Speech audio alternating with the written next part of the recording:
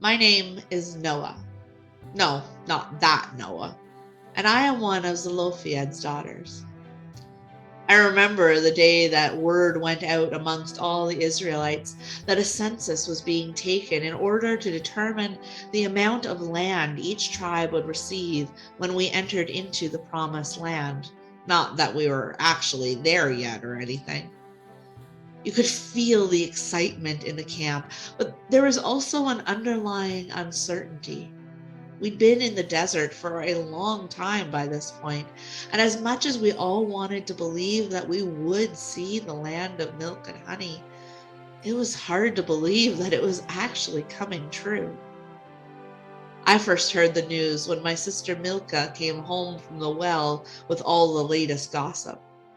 She was so excited to tell me all the plans for this land that we would all receive that I hated to burst her bubble with the reality that she wouldn't be getting any of this land herself. Neither would I or any of our sisters. You see, our father had died a few years before, and according to the law, only his son could claim Zelophehad's share of the land, and we didn't have any brothers. Milka's face fell at the news, and she sputtered out, "But that's not fair. Only those who joined Korah in the rebellion were to have no share in the promised land. Our father's name will be erased. We can't let it happen." Now, I'll admit, I was a bit taken aback by her outburst, but I couldn't say that I disagreed. I just didn't think there was much we could do to change the facts. Daughters did not inherit. That was the way it had always been.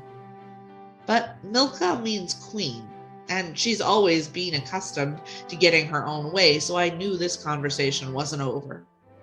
Before the night was through, Milka had gathered all of our sisters together and told us of her plan.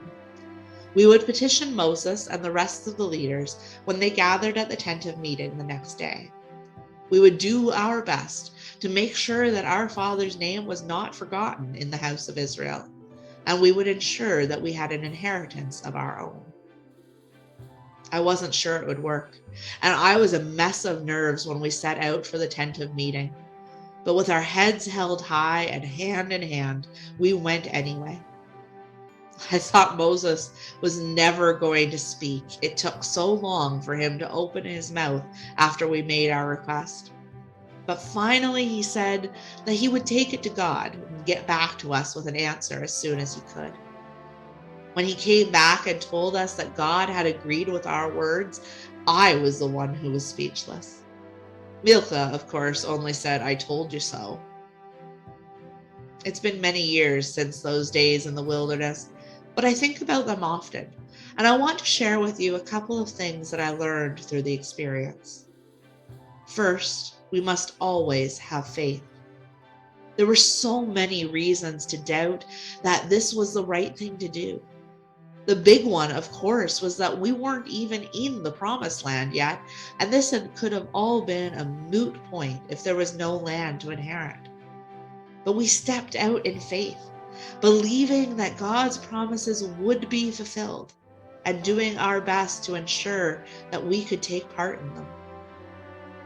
And second, it is always the right time to speak up for justice. There are many injustices in the world, and the one we faced was only a small grain of sand in a large desert.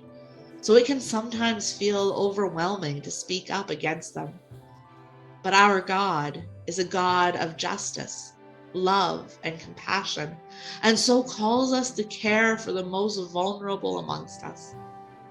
It can be hard to ask the challenging questions or do the things no one before you has dared to do, but sometimes it is necessary. My name is Noah, daughter of Zelophehad. My name is recorded in scripture, as is my father's, because my sisters and I would not accept the status quo and refuse to be silenced. Now that you know my name, it is up to you to not let it be erased. Hear our story echoing through the ages. It is my children who walk with their indigenous siblings and lift up the stories of genocide disguised as education.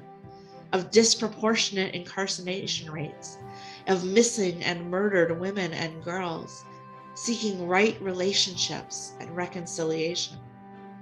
It is my children who champion affordable housing, accessible health care for mind and body, prison reform, care for creation, food security, and a myriad of other issues so that future generations may inherit a land of promise.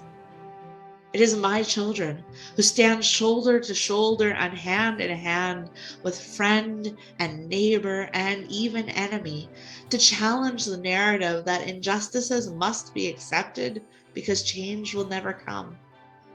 So let their names be spoken on your lips. Let their spirits be felt in your bones.